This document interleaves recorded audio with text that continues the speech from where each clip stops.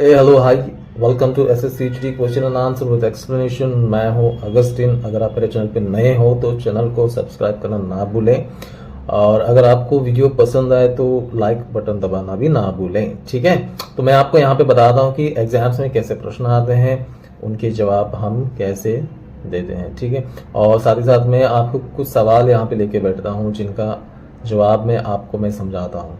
अगर आपको पसंद आए तो आप अपने दोस्तों के साथ में शेयर करना ना भूलें।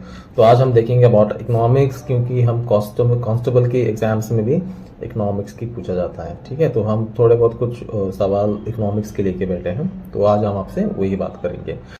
तो पहला प्रश्न है कि who control the money supply in India. Bharat में मुद्रा की आपूर्ति को कौन नियंत्रित करता है? Who control the money supply in India. तो यहाँ पे जो विकल्प में जो दिया है, ऑप्शन ए में दिया है आरबीआई यानी Reserve bank of India, option B में दिया है ministry of finance, option C में दिया है SBI State bank of India, and option D में दिया है प्लानिंग कमीशन। तो इन चार विकल्प में से ऐसा कौन है जो control of the money supply in India? ठीक है, तो इसका जो सही जवाब है ये है option A, RBI reserve bank of India. ठीक है, तो Reserve bank of India Bharat का मनी सप्लाई कंट्रोल करता है, रिजर्व बैंक ऑफ इंडिया। ठीक है, तो ये आपको याद रखना है, क्योंकि यहाँ पे जो प्रश्न जो पूछा गया इसमें आपको फिर कंफ्यूज हो जाओगे कि मनी कंट्रोल कौन करता है। फिर आपके दिमाग में जाएगा फाइनेंस मिनिस्ट्री, जो मिनिस्ट्री ऑफ फाइनेंस है, ये शायद ऐसा आपके दिमाग में जाएगा। नहीं, अबाउट जो भी पैसों का जो लेन देन वो होता है आरबीआई से। ठीक है, अगर समझो कि एक बैंक है, उस बैंक में अगर बहुत ज्यादा रकम की जरूरत है तो उस बैंक को पैसे कौन रकम लाके देता है? Reserve bank of India. ठीक है, तो पहला प्रश्न का ये जवाब है। तो प्रश्न नंबर 2 देखेंगे तो what is the full form of GDP? GDP सभी ने सुना है, एंड आज के दौर में तो हर डिबेट शो में पॉलिटिकल के उसमें जीडीपी के बारे में बात किया जाता है। तो जीडीपी का फुल फॉर्म क्या है? ठीक है, जीडीपी का पूरा नाम क्या है? इसके विकल्प में जो दिया है, ऑप्शन ए में दिया है gross development product, option B में दिया है gross domestic product, option C में दिया है general domestic productions, and option D में दिया है ग्लोबल डेवलपमेंट प्रोडक्शन। तो इसका सही जवाब है, इसका फुल फॉर्म क्या है? Option B, gross domestic product. ठीक है, तो जीडीपी यहां सकल घरेलू उत्पादक, ग्रॉस डोमेस्टिक प्रोडक्ट, एक देश में एक निश्चित समय आबादी में उत्पादित सभी वस्तुओं और सेवाओं को कुल मूल्य होता है। ठीक है, जीडीपी। तो आपको जीडीपी का जो फुल फॉर्म है इतना ही याद रखना है कि ग्रॉस डोमेस्टिक प्रोडक्ट, ये जीडीपी का फुल फॉर्म है। तो आप ये जो फुल फॉर्म से आप इसको याद रखो, क्योंकि ये भी सवाल प्रश्न पूछा जाता है। ठीक है, तो अगला प्रश्न देखते हैं। What does mixed economic means in India? Bharat में मिश्रित अर्थव्यवस्था का क्या अर्थ है? तो यहाँ पे जो विकल्प में दिया है, इसका पहला है option A only private sector, option B में दिया है only public sector, and option C में दिया है both private and public sector, option D में दिया है ओनली एग्रीकल्चर बेस्ड इकोनॉमी। तो इसका सही जवाब है option C, what does mixed economy means in India. तो इसका सही जवाब है option C, both private and public sector. ठीक है, तो प्रश्न नंबर 4 को हम देखेंगे। What is the black money? Black money क्या है? सुना है ब्लैक मनी, राइट? काला धन। काला धन क्या है? किसे कहा जाता है काला धन? तो यहाँ पे जो विकल्प में जो दिया है, ऑप्शन ए में इलीगली अर्न्ड मनी, इलीगली उसको हम उनको क्या बोलते हैं कि जो कायदे का बाहर से बनाते हैं, कायदे से बाहर, उसको बोलते हैं इलीगली। ऑप्शन बी में दिया है फॉरेन करेंसी, जो हमारा देश का नहीं है, दूसरे देश का करेंसी है, foreign currency. And option C में दिया है गवर्नमेंट मनी, सरकारी धन। ऑप्शन बी में दिया है डिपॉजिटेड मनी इन बैंक्स।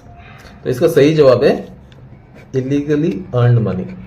ठीक है, इसको हम क्या बोलेंगे, वह धन जो चोरी का, भ्रष्टाचार का या किसी अवैध रूप से अर्न किया हुआ मनी है। ठीक है, अवैध रूप से, जो कि हम बिना टैक्स के जो पैसे रहते हैं। फॉर एग्जाम्पल अगर 1 CR है, यानी 1 करोड़ रुपए है, और उसको अगर मैंने टैक्स नहीं भरा है और वो पैसे कहाँ से आए, इसका कोई सोर्स नहीं है, वो शायद वो अवैध रूप से कमाया हुआ हो, या फिर जो भी पैसे जो सरकार के नॉलेज में नहीं है, या फिर कोई ऐसा पैसा हो जिसका कोई पेपर वर्क ना हो, तो वो पैसा है इलीगल। समझो अभी मुझे किसी ने 1 करोड़ रुपए अगर मुझे कैश दिया और उन पैसों का कोई सोर्स नहीं है, तो वो पैसा है इलीगली। क्योंकि वो जो व्यक्ति ने मुझे पैसे वो 1 करोड़ रुपए दिए हैं, वो ये नहीं बता रहा कि वो उसने कहाँ से लाया है, तो क्योंकि वहां पे कुछ डॉक्यूमेंटेशन नहीं है, तो इसे इलीगली माना जाता है। अगर किसी ने मुझे पैसे बैंक थ्रू, उन्होंने मुझे अगर पैसे भेजे हैं, तो वो लीगली माना जाता है, क्योंकि वो डॉक्यूमेंटेशन के थ्रू आया है, तो वो काला धन नहीं है। क्योंकि अगर जब उसको इंक्वायरी जब बैठेगी तो पता चलेगा कि ये पैसे कहाँ से आए। क्योंकि अगर चोरी के होते तो बैंक से नहीं आएंगे, अगर बैंक से आएंगे तो आपको फिर जवाब देना होगा। तो काला धन ये यही होता है। तो ब्लैक मनी, जो भ्रष्टाचार से भी बहुत होता है भ्रष्टाचार में, क्योंकि उसका तो आप ये तो नहीं बोल सकते ना डॉक्यूमेंटेशन में कि फलाना भ्रष्टाचार करके हमने पैसे यहाँ पे डाल दिए। ठीक है, तो बात को आप समझो कि काला धन किसे कहा जाता है। वैसे सबको पता है, but more knowledge in that. प्रश्न नंबर 5, उसमें क्या लिखा है कि which sector provides the most employment in India. ऐसा कौन सा सेक्टर है जहां पे ज्यादा रोजगार वहां पे उत्पन्न होता है। ठीक है, भारत में ज्यादा रोजगार किस सेक्टर में मिलता है। यहाँ पे विकल्प में दिया है option A manufacturing sector, option B service sector, option C agriculture sector and option D mining sector. तो इन 4 विकल्प में से ऐसा कौन सा एक विकल्प है जहां पे लोगों को ज्यादा रोजगार मिलता है हमारे भारत में। तो इसका सही जवाब है ऑप्शन सी एग्रीकल्चर सेक्टर, यानी उसको हम हिंदी में क्या बोलते हैं,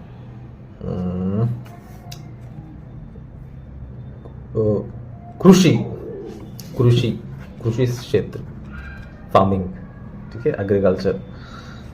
तो भारत में सबसे अधिक लोग कृषि और इससे जुड़ी क्षेत्र में काम करते हैं, जिससे यहां देश का सबसे बड़ा रोजगार प्रदात क्षेत्र है। ठीक है, तो कृषि क्षेत्र सेक्टर। अगर यहाँ पे प्रश्न अगर आपसे अभी पूछा जाएगा कि इंडिया में सबसे ज्यादा रोजगार कहाँ मिलता है भारत में, तो आप यहाँ पे बोल सकते हैं कि एग्रीकल्चर, इसलिए हम बोलते हैं कि हम किसान हैं। तो ये आप याद रखो। क्वेश्चन नंबर 6, प्रश्न number 6, when was the first 5 years plan launch in India. Bharat में पहली 5 वर्षीय योजना कब शुरू हुई थी। ऑप्शन ए में दिया है 1947, ऑप्शन बी में दिया है 1951, ऑप्शन सी में दिया है 1961, ऑप्शन डी में दिया है 1971। तो कौन सा वर्ष था जो 5 वर्ष योजना लाए थे। तो भारत में कब लाए थे, तो पहला इसका जो जवाब है वो है ऑप्शन बी 1951। ठीक है, 1951 इसका सही जवाब है। भारत में पहली 5 वर्षीय योजना 1951 से 1956 के बीच लगा गई थी। ठीक है, जिसका मुख्य उद्देश्य कृषि विकास था। ठीक है, आप उसमें देखते हैं।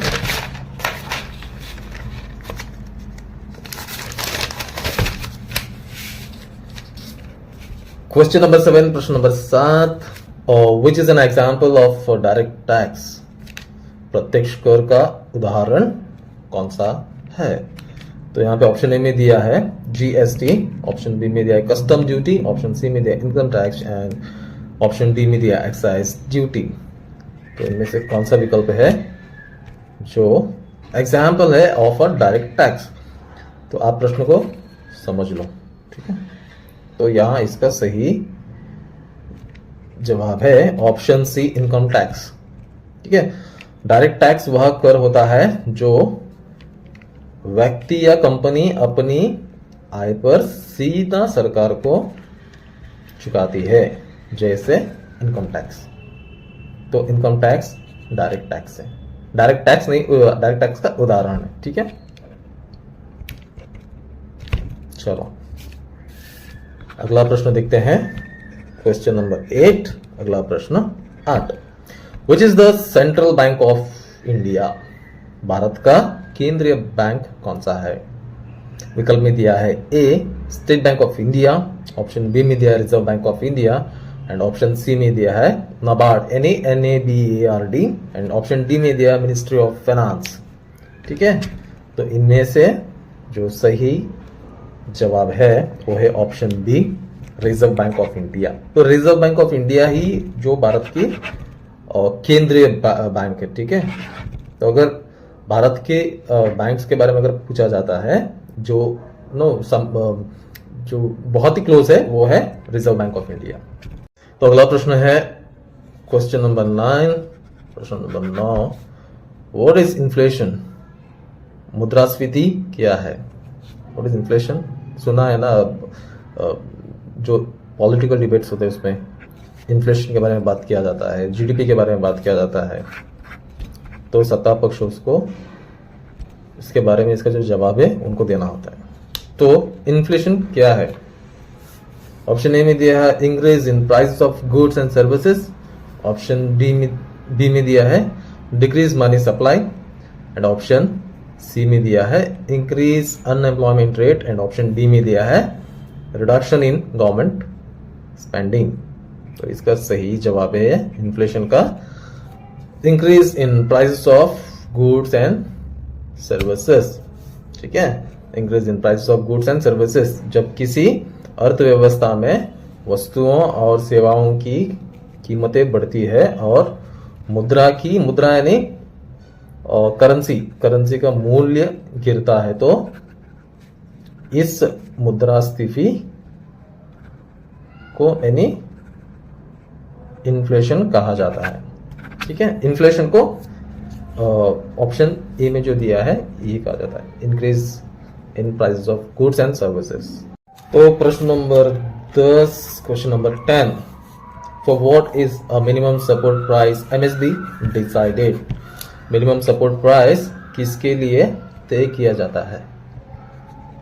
ऑप्शन ए में दिया है फॉर इंडस्ट्रीज, ऑप्शन बी में दिया है for government employees and option C में दिया है for farmers and option D में दिया है फॉर बैंक एम्प्लॉयज। तो MSB किसके लिए दिया जाता है?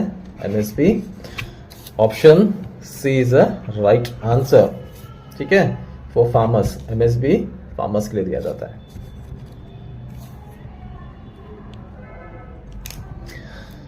न्यूनतम समर्थन मूल्य MSP वह मूल्य है जो सरकार किसानों को उनकी फसलों के लिए निश्चित रूप से देती है ताकि वे घाटे में ना जाए।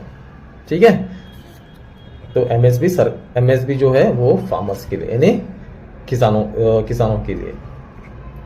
ठीक है, तो मिलता हूं फिर अगले क्लास में। Thank you so much.